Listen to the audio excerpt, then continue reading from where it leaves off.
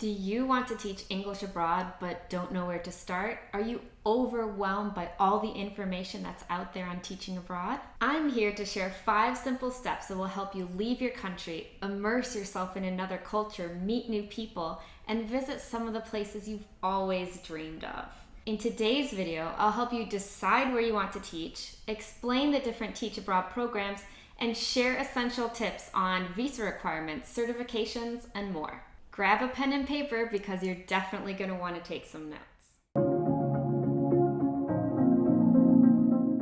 I'm Jamie from ESL Teacher 365. I've taught in 6 different countries in the past 10 years, and I love helping people do the same. Whether you want to teach abroad for a few months or 365 days, I can help you make a plan and build your confidence. To learn all my teach abroad secrets, make sure to subscribe and ring the bell so you don't miss any of my videos. How to get started teaching English abroad, step number 1. Decide where you want to teach. There's a few different things that you need to consider when teaching English abroad. The language, the cost of living, traveling opportunities, and the culture. So let's talk about language. Do you speak some of the language? Do you need to learn the language? How much time do you have before you want to go abroad to learn the language? This can be very important. I think it's always good to know some of the language. I think it's going to be a lot easier to transition abroad. I studied some Spanish before I taught in Spain. I studied Arabic before I went to Egypt. And I didn't know very much French before I went to France, but I wish I had studied it. The next thing to consider, of course, is the cost of living. While a salary may be very low, if the cost of living isn't very high, then it could still be a good place to go teach abroad. It's really kind of up to you, and you do need to do your research. So another thing to consider are the different traveling opportunities. If you want to travel, think of which region you want to go to. For example, when I lived in Spain, it was really easy for me to visit other countries in Europe and even Northern Africa. Right now I'm living in Australia and we're a little bit isolated from the rest of the world. I can definitely travel around Australia, but going to other countries is a little bit more complicated. And lastly, I want you to think of the culture. Do you want to go to a place that's very similar to your own culture, or do you want to experience something completely different? When I moved to Egypt, it was very shocking at first, but I absolutely loved my time there. So it's just something to consider. Do you want to go out of your comfort zone, or do you want to take a baby step and maybe go somewhere that's a little bit more similar to where you're from? Now that you've kind of thought about all these, it's time to make a pros and cons list. This is really going to help you kind of sort out where you should begin your search. I'm sure you're curious how I decided on my first country to teach abroad. Well, I actually didn't end up going there. I was supposed to teach abroad in Peru in a very remote village. Had kind of a bit of a medical emergency, and then I ended up teaching in Costa Rica. My advice is to kind of always have a backup plan, because I got a scholarship to do this and I had to change my country in like a week. If you have a few backup plans, it's always going to be more helpful. Check out the description box for a quiz to find out where you should teach abroad. Once you've done the quiz, I'd love to see what your results are in the comments. How to get started teaching English abroad, step number 2.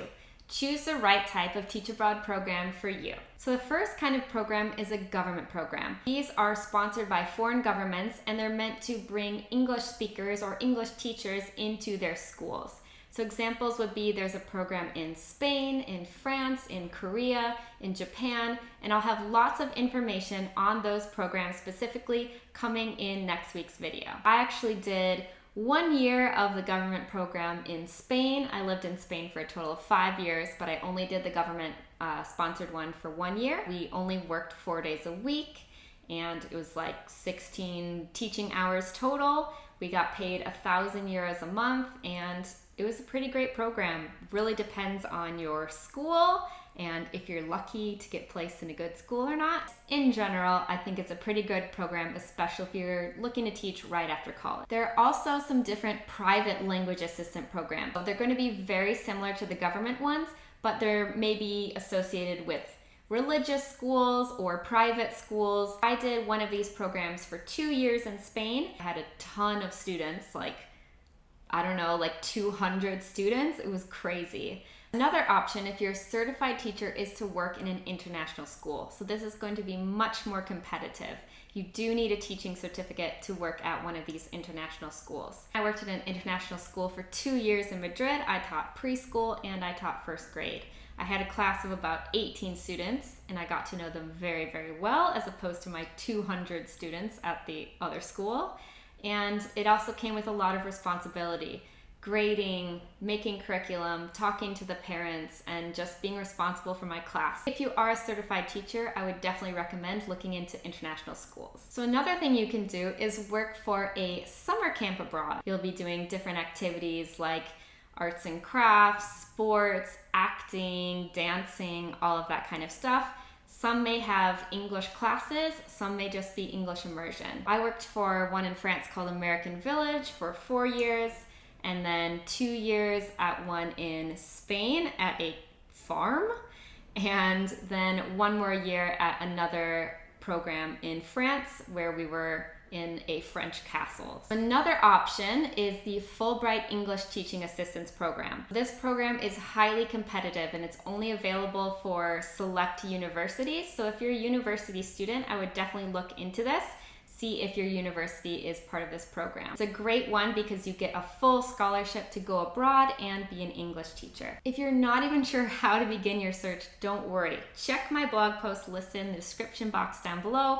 It has everything you need, more information about all of these different programs, where you can find them, and it will have everything you need to get started. The third step to getting started teaching English abroad is to get a bachelor's degree. A lot of these programs allow you to have a degree in any subject. Of course, having something in English, education, linguistics, languages is going to be more helpful, but just know that if you have a science or music degree, that you can still teach English abroad. In my experience, it has been very helpful to have a teaching certificate from the US and a master's in education.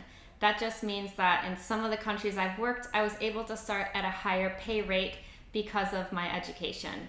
But don't let that deter you. If you didn't study education or you didn't study English, don't worry. You can still teach abroad in a lot of different schools and programs. Some programs will accept students that are currently enrolled in college. So maybe you're a junior or a senior and you can participate in some of these programs.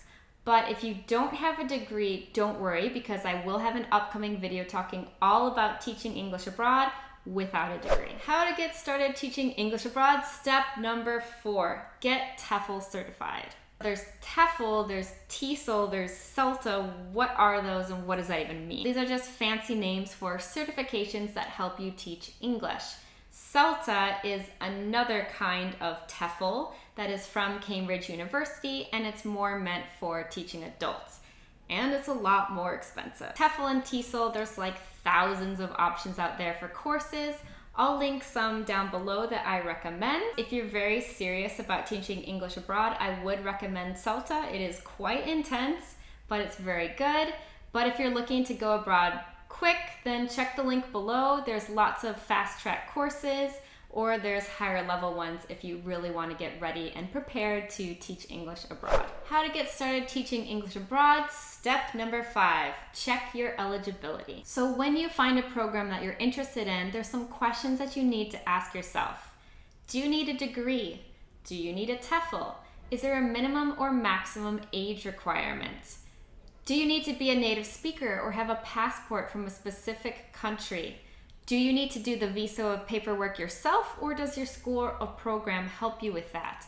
And also, what's the deadline for applying? It's really important to be aware of that. My advice is to make a spreadsheet, put all the different programs, put all of the requirements, and tick them off as you complete them. Remember that you don't just want plan A, you want plans A, B, C, D, maybe even E at this point.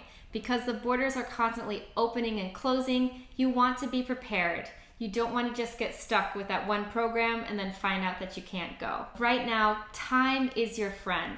Use your time to start learning a language, to start looking for an apartment in the country where you want to be. Because the more time you have to prepare everything, the more comfortable you're going to be when you finally get to go abroad. I hope you found today's video helpful and are ready to start your Teach Abroad process. If you want even more tips on getting started teaching English abroad, make sure to check out my blog post listed below. I have so many Teach Abroad secrets to share with you, so make sure to follow my blog and my Instagram at ESLteacher365. Thanks for watching, and I'll see you in my next video. And remember, the world is yours to teach and explore.